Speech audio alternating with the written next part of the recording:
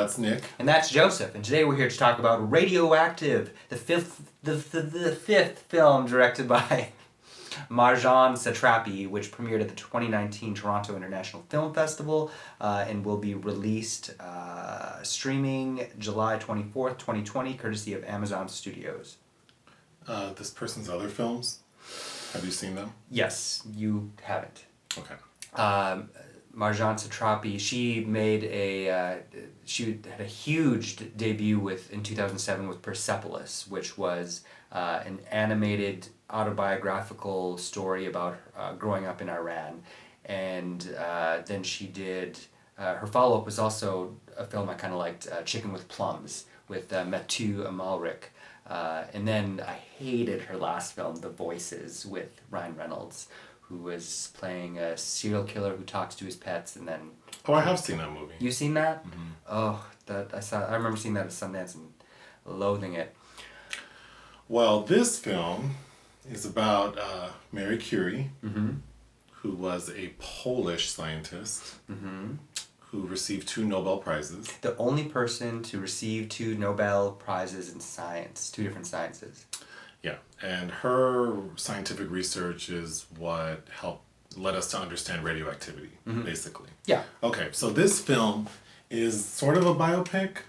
Yeah, I'd call it more of a biopic than less, although it has flourishes that is allowing for some people to say that it's non-traditional, but...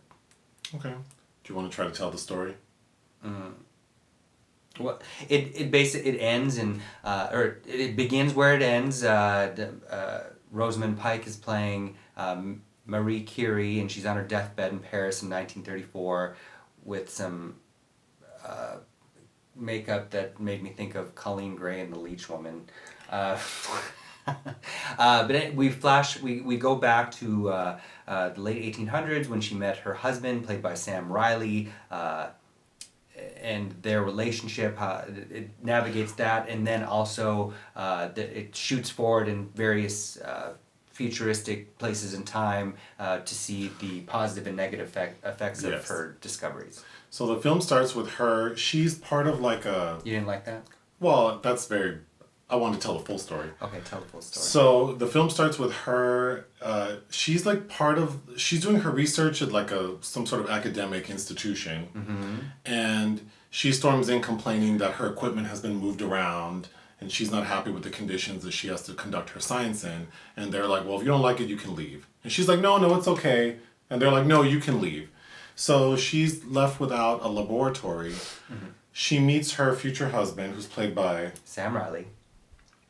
He is very intrigued by her, which is interesting to me because the actor playing him is, I think, more attractive than how they make her. And her appeal seems very minimal, beyond her brain. But he offers to have her work in his laboratory, but he likes sort of a collaborative environment, which she doesn't, but she takes it because she has nowhere else to go. Very quickly... she's resistant at first about sharing her work with him. Ultimately, she does, which leads to the first Nobel Prize she receives. But there's contention because it's more under his name. It's offered under his name first, and he refuses unless they include her. But then he ends up going to receive the award without her because she's not feeling well. She's also pregnant. I think she was giving birth. Yeah. So there's contention between them. Also, he is getting sick from exposure to the radioactive material. So he's sick. Their relationship is strenuous because really the way her character is portrayed, or her as an individual, is being much more concerned about her work than anything else. Yeah. Because she ends up having 2 children, doesn't do shit with those kids. At least that we see in this. That we see in the film. Her husband ends up getting hit by They show that he's kind of discombobulated because he's not well. He stumbles into the street and he's hit by a horse and carriage and killed. She moves on. She ends up getting into an entanglement with his younger colleague, played by Irene Barnard. So they have sort of an affair. She continues to work. And she's also dragged through the press about it.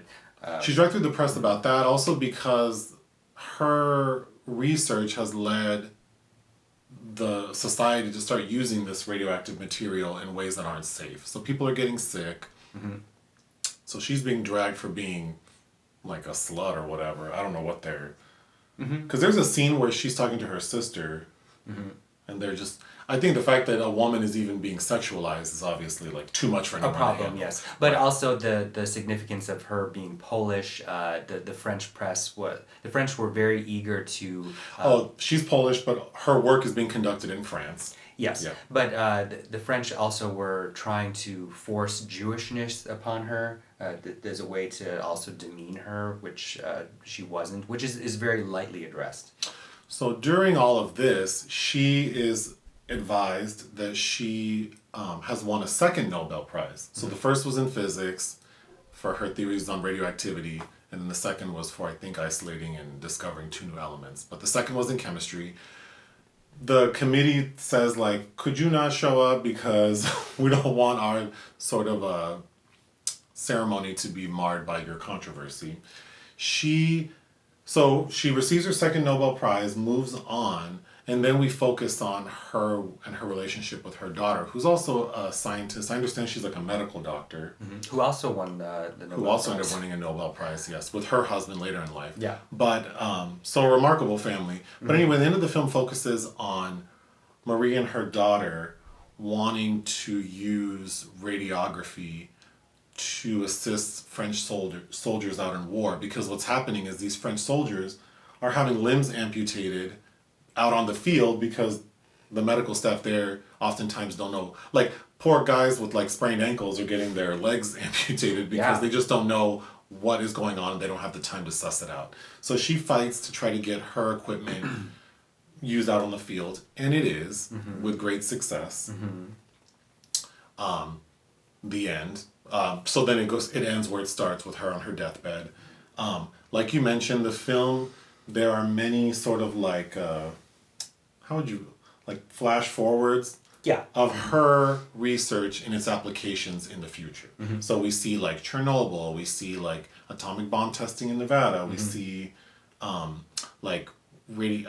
chemotherapy, other things being used based on her research. And then those are all revisited in her kind of deathbed sequence, where as her life is flashing before her eyes, so it is in the future, and she's also seen like, providing succor to the people that are ailing from what happened to Chernobyl. The film is very, there's a lot crammed into it. Yes. Sure. It didn't work for me. We watched it with a friend, and he mentioned very early on that it looked like one of those like dramatizations on the History Channel, like the look of it, which is cheap. If we're talking about, which is shocking, if we're going to enter this from the look of it, because it's shot by Anthony Dodd Mantle, who won an Oscar for Slumdog Millionaire. He's often used by Danny Boyle. And also shot Antichrist, which is a film I like a lot. But yeah, it did have that, it felt very, that they were trying to make this pronounced period piece. There's this rosy kind of sheen to, or this luminous sheen to a lot of things, as if to soften the edges, to make it more of seem like a memory, perhaps. It didn't work for me. Also, in addition to the sort of like flash forwards of how her research was applied in the future, there are also like animated graphics of like molecules and atoms that looked very cheap to me. Yes. And very misplaced. Yes. Yes. And then I had compared, I do like Rosamund Pike. I think her performance is a little bit overwrought, and there is too much placed on what a prickly woman she is, and that paired with all of these projections into the future just helps us remove ourselves, the audience, from her as a person and into more of a symbol, which is kind of a problem I had with Harriet, the Harriet Tubman biopic. This woman here is presented as a symbol of progress and scientific change, but as a human, we don't understand her as a person. Not at all, really. And I think another problem here is that it's filmed in English, because previously Marie Curie was portrayed by Greer Garson in the 40s, which I wouldn't recommend as a realistic portrayal of her, but also by Isabelle Huppert in 1997, which watching Pike do this, I could really see, because I haven't seen that Au Pair film, her inhabit this kind of difficult woman because she had to be. Yeah, yeah. I just thought it was dry. Because it's all over the place. We don't get a sense. Like, we spend a lot of time on her relationship with her husband, which was unremarkable. Yeah. Beyond their working relationship, I didn't need to see the courtship because there's no significance to it. That's the thing. So the real problem with the film is not really even what language it is, how cheap some special effects look, but the screenplay is que terrible.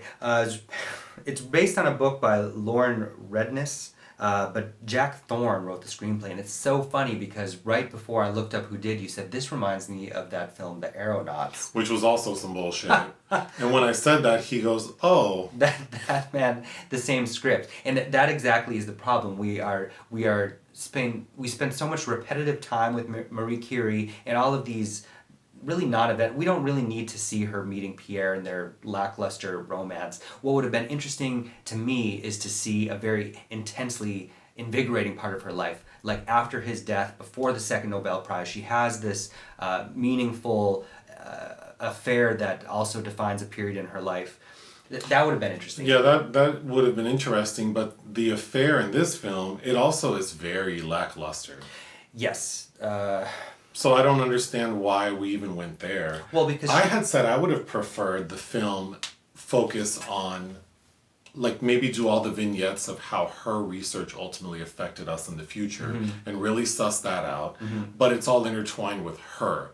And, like, maybe her as a person and her ideas and her thoughts and maybe how each thing she discovered or each moment in her each benchmark she reached, we can see it in practicality. Well, she was a brilliant fucking woman, and then we have to have poor Rosamund Pike has to have that scene about the crushed grapes, explaining it to a stand-in for the audience about radioactivity, basically, and it's just like, it's so dumbed down, and I just wish that they had eschewed that angle altogether. Like even when her courtship with Sam Riley, who actually I thought looked nice with a beard. I don't know who that is. But. He played Ian Curtis in the Anton Corbijn film. I'm forgetting the name of it now. And you've seen him in the Maleficent films. He's the Maleficent's creature that helps her. But even in their courtship, they're saying, he's like, oh, I read your paper on the magnetic properties of steel. And or towards the end, poor Anya Taylor-Joy shows up at the end to show her adult daughter, and those are incredibly awkward sequences with lines like, it's time to make this war your war. It was a total miss on that front, I think. I mean, we could wrap this up. What would you give this film? I would... Oh, I also want to talk... Did you like anything about it? No. Okay. I liked the score.